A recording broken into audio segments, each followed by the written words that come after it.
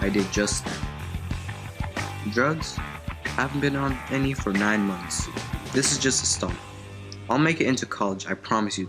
I swear on that. I've changed for the better.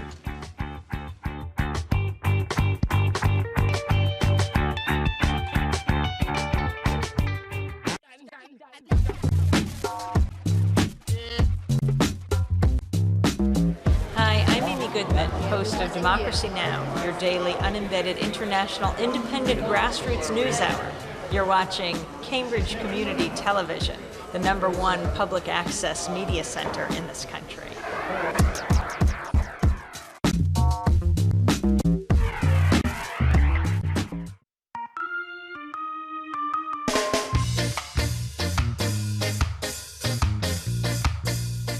Hello folks, my name is Jimmy Tingle and I'm a comedian right here in Cambridge, Massachusetts, God's country.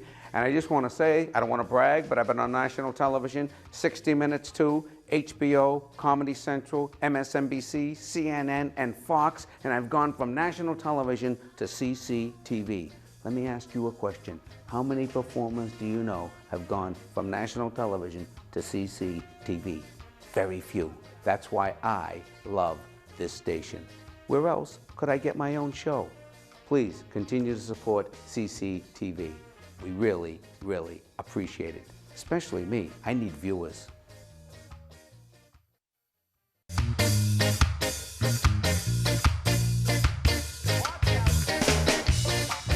Hi, I'm Danny Glover, and in times like this, we need creative voices, imaginative voices, and we need public access so that we can hear those voices. Support Cambridge Community Television.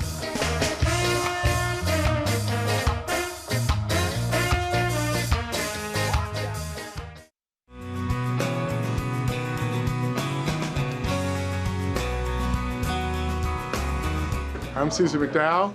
I teach at MIT, and I always watch CCTV because I want to know what's real in the world.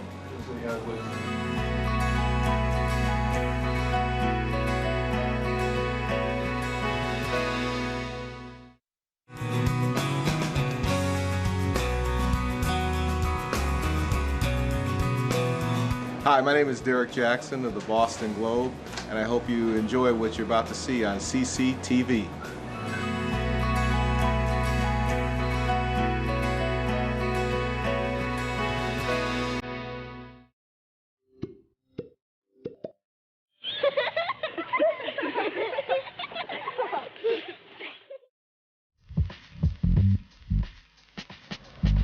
I'm Jesse Jackson.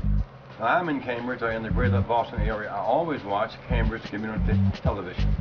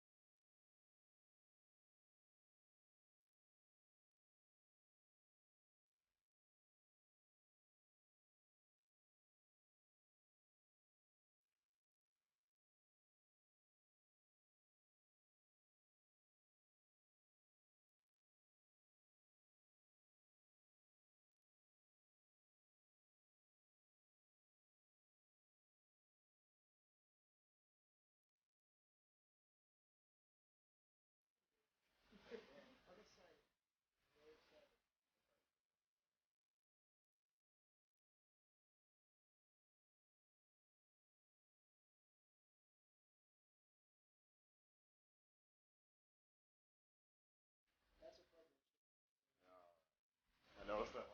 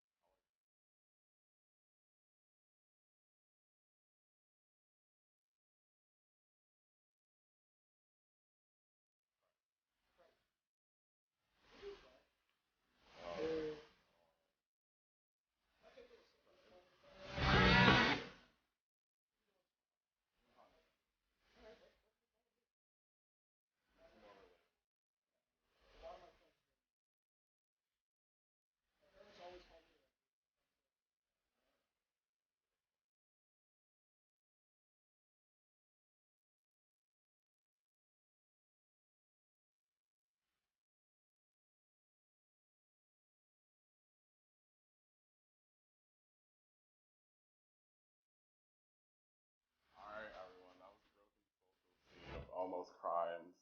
Happy Monday evening. This is How Soon Is Now, half hour where we talk about the great and not so great aspects of life and everything in between. It's a very special episode tonight. We have a special guest. This is Andy Prete. Wow, you got it right. I got his name right. Excellent. I've been practicing his name I'm impressed. all night, and I got it right. He may look familiar to you. He's a musician. I saw Andy at Downtown Crossing. I see him actually more than once a week when I go to therapy. Shocker, I go to therapy. And he's a great musician, and he plays guitar, he plays harmonica, he does it all. So how you doing tonight? Oh, I can't complain. This is my first time ever being on TV, and I'm excited. Right. I'm very excited. I've never done anything like this before. I've performed on videos. I've been written about in newspapers and magazines. I've never been on TV before, so this is a whole new experience. This is quite an interesting place you got here too. Yeah, this is my studio. I actually live here. Oh my! Yeah. Wow. I sleep underneath the desk. Oh really? I do. You're missing your sleeping bag and your pillow. What happened? Well, if you can see, there's a trash bag. That's ugly. I curl into. God. So yeah, definitely, we're gonna get into the show. But before we get into that, if you watched the show last week's topic was me debating whether or not LSD for the first time, and my aunt ended up calling, which I did not expect, and another woman called, so I considered it a 1-to-1 tie. So I ended up taking half a tab of acid this past week. I was in front of the Chipotle in Central Square when I did it, and I think we might have video footage of what happened. I'm not exactly sure, but yep. I think we do. Right now, you're on the launch.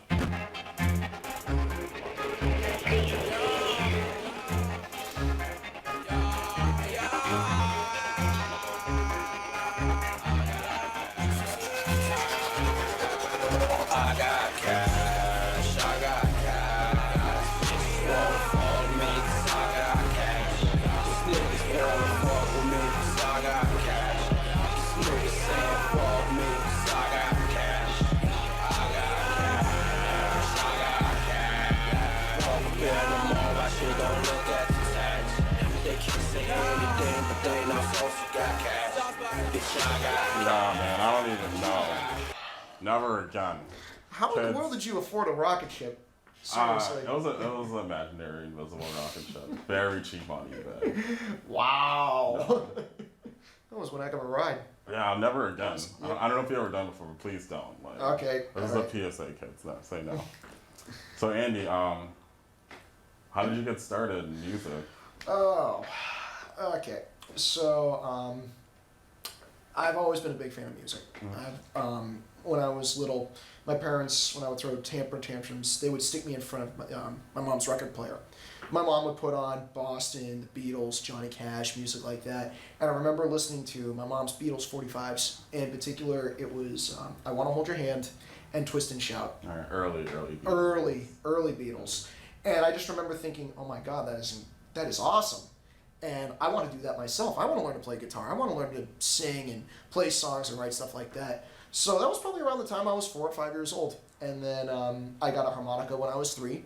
Drove my parents crazy with it. And around the time I was 14, my parents got me a guitar for Christmas.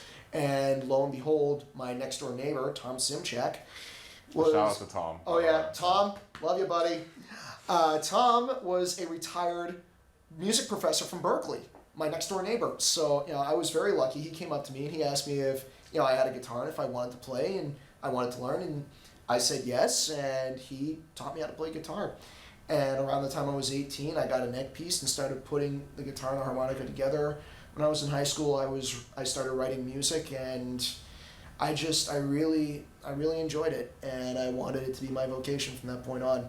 And I started playing on the T in 2005, I want to say. I was 20 at the time. Oh. And originally my dad had given me the idea. He was like, you should think about taking a bus up to Boston, getting yourself a permit, and playing out on the T. It might actually do you some good. 8 years later, I'm still there. So, that's awesome. Yeah, but that's how I got started. And along the way, I've picked up gigs and done CDs and all that fun stuff. So, it's been one heck of a ride, and I'm glad. So, for a lot of people, even just taking the T once is kind of like a harrowing and terrifying experience. How do you stay there for like hours on end performing? I've just gotten used to it, to be honest with you. It doesn't bother me. When I first started busking, that's the word, by the way, busking, very important, comes from the Spanish word buscarse, which means to seek or to search for. Us buskers, we are searching for the 3 F's in life: fame, fortune, and fine young ladies. When I started, it was a real eye-opener. You know, these people who are loud and obnoxious, or they're drunk, or they're mentally unstable, and that's the tea for you. Yeah. Oh yeah, and the fact that I'm a musician. You know, musicians, we attract those kind of people. You know, we attract everybody, but those people in particular. And just being scared a couple of times, and just figuring, you know what, I chose this. This is something I wanted to do, and I'm sticking with it. And I have stuck with it ever since. And some days are good, some days are bad. It's a lot like fishing. Some days you get a good catch, other days not so much. But if you know the right place, the right time, the right bait, and the right fish that you're looking for, you can bring in a good hefty catch. Can you talk about some experiences, either good or bad, that you think? Oh, it's always interesting on the tee. It's never a dull day, as I like to say. I have one of my favorite parts about it are the kids. The kids are the best. The highest demographic that will pay attention to a street musician are children, and they are awesome because they'll sit there and tug on mommy and daddy's. Yeah. Mommy and daddy, they'll give him a little bit of change or $1, and the kid comes over and just stands there mesmerized for a while. I have one little boy. His name is Lucas. Hi, Lucas. I promised him I would say hello if I was on here. Hi, Lucas. How are you? Lucas absolutely loves my playing, and his mother tells me about it all the time. And he actually is now learning to play guitar because his friend on the tee plays guitar, and they stop by, they say hello around the holidays. They'll bring something special which I think is really cool. But Lucas, he'll sit there for hours and just watch me. It's awesome. I've had a lot of great experiences on the tee. I've had school groups come up, and school groups are the best because those kids, they sit there, they'll applaud, they'll shout requests, they tip. I had one group in particular. I was playing in Faneuil Hall at the time, and this one little boy, must have been 11 years old, pulls out his notebook and a pen and just comes up to me really, really shy and goes, "Can I have your autograph?" And the next thing I know, everybody in the class comes over and they're all asking the same thing. So every single one of them walked off with an autograph. It was just an incredible experience. So do you feel like you're becoming kind of like a budding celebrity in the Boston area? I mean, celebrity for lack of a better term, but like being well known. I would say well known. Yeah, I think that's a fair assessment. I've had people come up to me and say, "Hey, you made the paper. You made the paper." I'm like, "What? I did not." I open up the front page of Metro. 26-year-old musician. Yada yada. Oh, that is me. I have videos on YouTube now, and I have people who have found them and said, "You're the guy. You're the guy I've heard. Oh my God, this is awesome." I think it's safe to say that I am becoming an indie celebrity around here. I think it's cool. Speaking of videos on YouTube, I actually have some footage of Andy in his element on the Orange Line downtown crossing, and we can check it out. Let's see. So this is Andy. Oh no, not that one. Oh yes. Oh no! Oh no!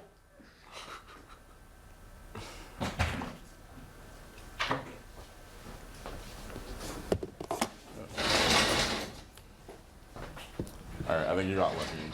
That's how I'm playing. Okay, so we're not going there. We're not gonna go there. Just can't win today, huh? No, we can't. So. Oh. It's up. Is it gonna work? Alright, for everyone who saw it, that was Wayne, the cablecaster. So it's probably gonna be edited out in a later version, but that was Wayne. He does my show, so shout out to Wayne. Hey, Wayne. So it's all right. It's all right. These things happen. It does. It's live television, Nothing wrong with live. Yeah. Keeps things interesting. Yeah. For those of you who are looking, you can find my stuff at AP Tapes on YouTube. And if you look up Andrew Prete, and it's spelled Prete, if you look that up, or if you also look up my alter ego, Mick McCann, Mick, M-I-C-K, just like Jagger or Jones, or McCann, M-C-C-A-N-N, Mick McCann, you will also find those videos on YouTube just the same. So let's talk about your Mick McCann alter ego. Where does that come from? So last year was my first ever season performing at King Richard's Fair, which is a Renaissance fair. It is the largest and longest running Renaissance fair in New England. And it was my first time performing there. And Kitsy Olson, the talent director, had asked me, do you have a character name? And there's this old Irish tune called the Irish Rover. And it's about the most doom-laden ship in the Irish fleet. And there's one verse in particular where the narrator goes down the list of all the crew members, and at the end he sings, and young man Mick McCann from the banks of the Bann was the skipper of the Irish Rover. And that one in particular just always stuck out to me, so I said, yes, I'm Mick McCann, the Irish Rover. And I play all of the old Irish tunes that are designed for one purpose and one purpose only, and that's to get you drunk. Because after all, the more drunk you get, the better I sound. And the more money you spend, too. And of course, the more money you spend. But yeah, that was my first time performing in a Renaissance fair. So what is it like performing in the Renaissance fair circuit? It's very different. It's very different from your typical theater. It's a lot like walking a tightrope. Okay, there is absolutely nothing separating you from your audience. There's absolutely nothing there. You are just as real to them as they are to you. And the other thing is, quite often, we all play characters, and we get into fights as characters because you have a king and a royal chancellor and a jester, and then you have me, and I'm the lowest rank on the bottom. I'm the street musician, and everybody loves to take a kick at the street musician. So when we're in character, we're always arguing about something. But the truth is, they are some of the nicest and coolest people I have ever met in my life. We all trust each other very much, and we're all very, very open with each other. It's very different from performing at other venues because you're working from 10 o'clock in the morning to 6 o'clock at night, and you don't stop. You're just solid performing one second after another. It takes a lot of energy. It takes a lot of work. And, when you're done one day, you come back, you do it the next day. And then you have to get up the next day and go to your regular job. But there's a lot of magic to it, too. We all put on costumes, and yes, I wear the tights. Yes, he wears tights. That's cool, getting paid to wear tights, though. A lot of people don't experience that. So. Thank you. And it takes a very manly man to wear tights, let me tell you. For sure. But it's very different. But there's a certain magic that you feel with it. You're putting on something different. You're doing something different. And you're right there in the middle of everything where anybody can experience you. And you're doing it, for 6, 7, 8 hours a day. But it is something very special.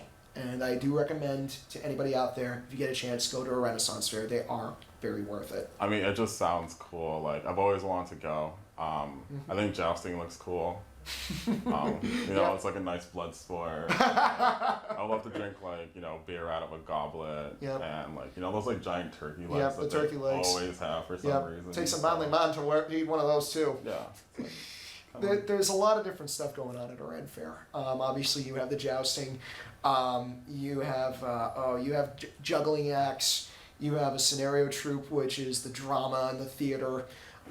You have fire breathers. You have the wench show, which is PG-13. For those of you who want a little more adult entertainment, wink, wink. But there's so many different facets about it, and there's so much great entertainment.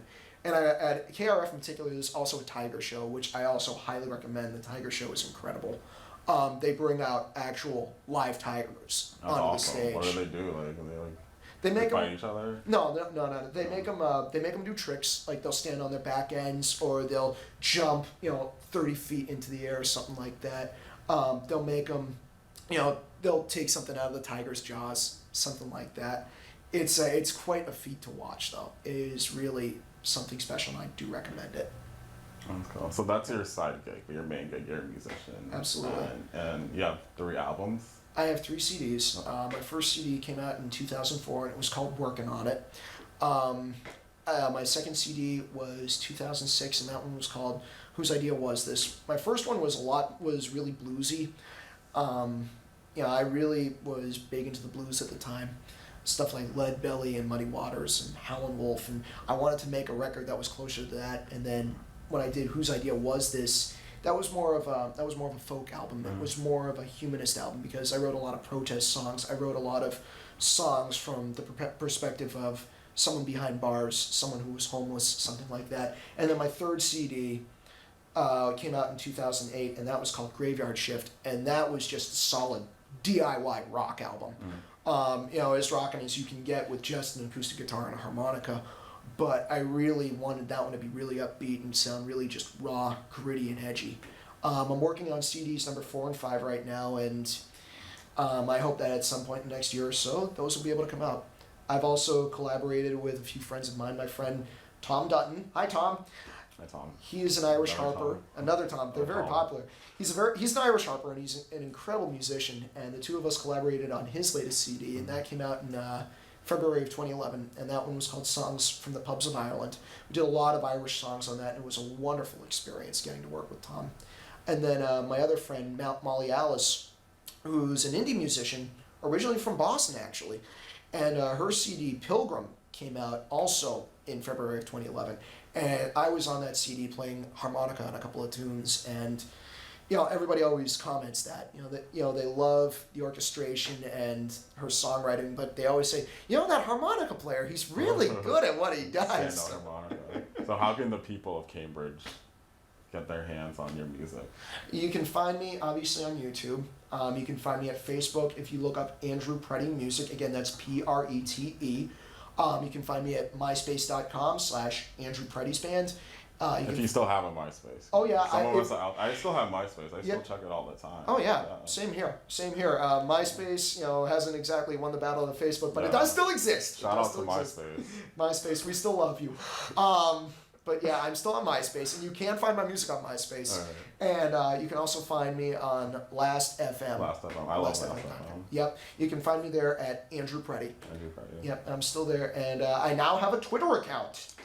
Twitter. You'll look me up at AP Tapes on Twitter, and you'll find me there. So, are you ready to perform? I would love to. All right. So absolutely. I'm going to get out of the way. I'm going to go smoke a cigarette. But this is Andy Prete. He's going to perform. All right. Good night, everyone. All right. So the first tune I would love to play for you is one of my more popular tunes at King Richard's Faire. This song I get requested quite often. As you can tell, I'm definitely drifting into my Irish accent right at the moment. But this song in particular, another shout out to my friend Paul Capolelli, who always joins me on it because he always makes up his own words for this song rather hilariously. There is another video of that. I don't think it's on YouTube yet, but we're working on it. This tune is a grand old drinking tune called Whiskey in the Jar.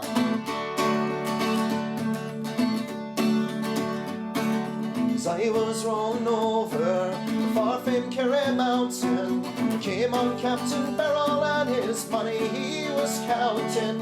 First produced me a pistol, then I drew my rapier. Saint stand and deliver, for he was a bold deceiver. My sharing, but I do ba-da-da. Daddy-o, whack for the daddy-o, there's whiskey in the jar. I counted up his money and it made a pretty penny. I put it in my pocket and I took it home to Jenny. For she smiled and she swore me that she never could deceive me. But the devil take the women, for they never can be easy. My sharing, ba-da-do-ba-da-da. Whack for the daddy-o, daddy-o, there's whiskey in the jar. I went up to the chamber, all to take a slumber. I dreamt of golden jewels, and to many 'twas no wonder. But Jenny blew the charges, and she filled them up with water. Then called on Captain Barrel to be ready for the slaughter. My showering, ba-da-da. Whack for the daddy-o, whack for the daddy-o, there's whiskey in the jar. I went early next morning before I rose to travel. Out came a group of footmen and alongside Captain Barrel. Well, I first produced me a pistol, they stole away my rapier. But I couldn't shoot no water on a prisoner I were taking. My sharing, ba-da-da. Whack for the daddy-o, whack for the daddy-o, there's whiskey in the jar. Well, there's some who take delight in the carriages a-rolling.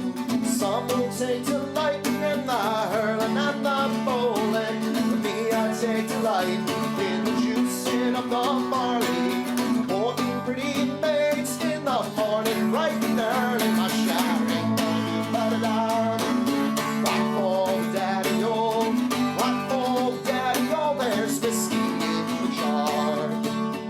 Well, if anyone can aid me, 'tis my brother in the army. If I can find him stationed out in Corporation Larney, if he'll go on with me, we'll go roving through Kilkenny. I'm sure he'll treat me better than me on a sporting Jenny. My shirring, ba-da-da. Rock for the daddy-o, rock for the daddy-o, there's whiskey in the jar. My shirring, ba-da-da. Rock for the daddy-o, rock for the daddy-o, there's whiskey in the jar.